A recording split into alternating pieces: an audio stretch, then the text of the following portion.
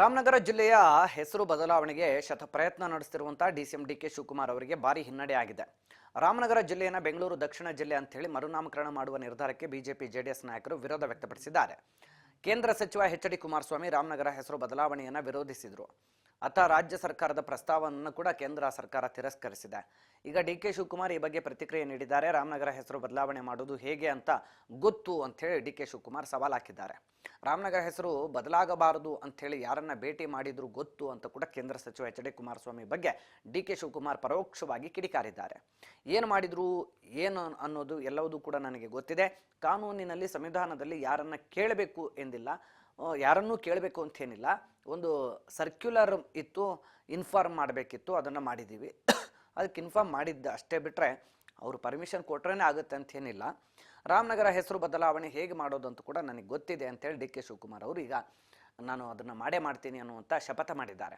ರಾಮನಗರ ಹೆಸರು ಬದಲಾವಣೆ ನಾವು ಮಾಡ್ತೇವೆ ಅಂತೇಳಿ ಡಿ ಕೆ ಶಿವಕುಮಾರ್ ಅವರು ಈಗ ಮತ್ತೆ ಬಿಜೆಪಿ ಜೆಡಿಎಸ್ ನಾಯಕರಿಗೆ ಸವಾಲನ್ನು ಹಾಕಿರುವಂಥದ್ದು. ಇಡೀ ಪ್ರಪಂಚ ರಾಜ್ಯ ದೇಶಕ್ಕೆ ಗೊತ್ತು. ನಾವೇನಾದ್ರು ಕೇಸ್ ಹಾಕಿದ್ವಾ? 15-20 ವರ್ಷದಿಂದ ಅವರು ನನ್ನ ಮೇಲೂ ಹಾಕಿದ್ದಾರೆ ಕೇಸು. ಯಾರು? ಆ ಹಿರೇಮಠ ಅವ್ರ ಮೇಲೂ ಕೇಸ್ ಹಾಕಿದ್ದಾರೆ. ಕುಮಾರಸ್ವಾಮಿ ಯಾಕೆ ಗಾಬರಿ ಮಾಡ್ಕೋಬೇಕು? ಏನು ದ್ವೇಷದ ರಾಜಕಾರಣ ಮಾಡ್ತಾರೆ?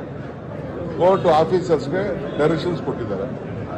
ಹಿಂದೆನೂ ಕೂಡ ಎಲ್ಲ ಆಫೀಸರ್ಸು ಲೋಕಾಯುಕ್ತಲೆಲ್ಲ ಕೇಸ್ ನಡೆದಿದ್ದು ನನಗೆ ನೆನ್ಪುಂಟು, ನನಗೆ ಡೀಟೇಲ್ ಗೊತ್ತಿಲ್ಲ ನನಗೆ.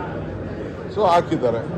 ಸಿದ್ದರಾಮಯ್ಯ ಏನು ದ್ವೇಷ ಮಾಡ್ತಾರೆ, ನಾವೇನು ದ್ವೇಷ ಮಾಡ್ತೀವಿ? ದ್ವೇಷ ರಾಜಕಾರಣ ಅಡಗಿರೋದು ಅವರ DNA ಲಿ. ಅವೆಲ್ಲ ನನ್ನ ಪಟ್ಟಿಗಳೆಲ್ಲ ಏನೇನು ಅಸ್ಸಾಂ ಮೈಸೂರಲ್ಲಿ ಏನೇನು ಮಾತಾಡಿದ್ರು, ಬೇರೆ ಕಡೆ ಏನೇನು ಮಾತಾಡಿದ್ರು, ಅವ್ರ ತಂದೆ ಏನೇನು ಮಾತಾಡಿದ್ರು, ನನ್ನ ಮೇಲೆ ಏನೇನು ಕೇಸ್ ಹಾಕ್ಸಿದ್ರು, ನನ್ನ ತಂಗಿ ಮೇಲೆ, ನನ್ನ ಹೆಂಡತಿ ಮೇಲೆ, ನನ್ನ ತಮ್ಮನ ಮೇಲೆಲ್ಲ ಅದ್ರೂ ಕಳ್ತನ ಮಾಡಿದ್ವಿ. ನಮಗೂ ಬಳ್ಳಾರಿಗೂ ಸಂಬಂಧ ಇಲ್ಲ, ಮಾಡಿಸಿರ್ಲಿಲ್ವಾ? ಅವ್ರದ್ದೆಲ್ಲ ದ್ವೇಷ.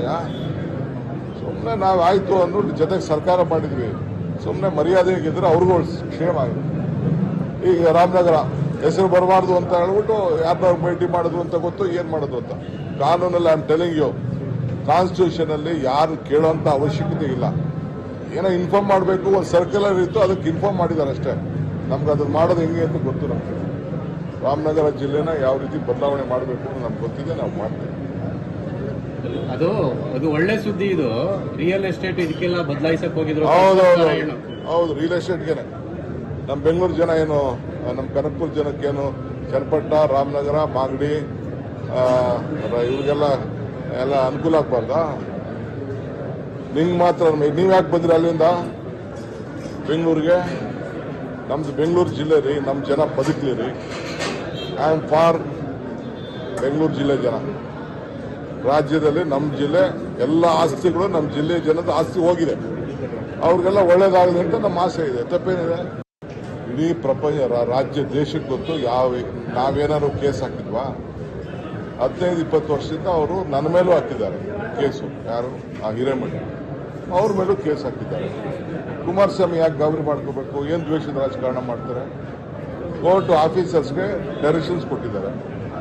ಹಿಂದೆನೂ ಕೂಡ ಎಲ್ಲ ಆಫೀಸರ್ಸು ಲೋಕಾಯುಕ್ತಲೆಲ್ಲ ಕೇಸ್ ನಡೆದಿದ್ದು ನನಗೆ ನೆನ್ಪುಂಟು, ನನಗೆ ಡೀಟೇಲ್ ಗೊತ್ತಿಲ್ಲ ನನಗೆ.